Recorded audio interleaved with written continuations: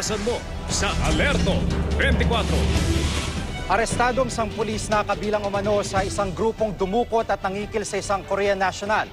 Umamin ng sospek sa krimen. May kasabwat pa raw siyang 2 pang pulis at isang sibilyan. Nakatutok si John Consulta, exclusive.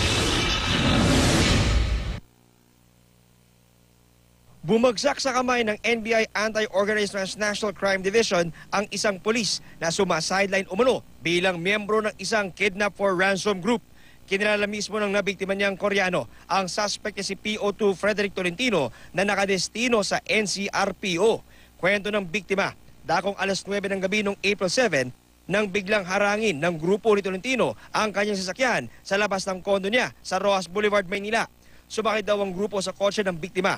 Dinala siya sa ibang lugar at hiningan ng 4 na milyong piso. Nang maibigay niya ang ransom, pinakawalan na siya. Pero makalipas ang 1 linggo, muling humingi ng karagdagang 6 na milyong piso ang grupo ni Tolentino sa Oriano. Doon na siya humingi ng tulong sa NBI. Nakunan pa nga ng CCTV video ang suspect sa kanilang meeting place bago siya naaresto. Nabawi sa suspect ang kanyang 9mm service firearm, bala at mga cellphone na ginagamit sa kidnap for ransom operation.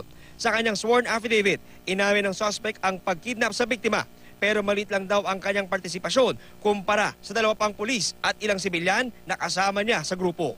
Lumabas sa inisyal na investigasyon ng NBI na mga dayuhan ang kadalasang binibiktima ng naturong KFR group. Patuloy rin nilang inaalam kung may kinalaman ang naturang grupo sa pagkawala ng 2 dayuhan dito sa Metro Manila ngayong taon. Tuloy-tuloy raw ang kanilang sinasigawang follow-up operation para mahuli ang iba pa mga membro ng sindikato. John Consulta, nakatutok, 24 oras.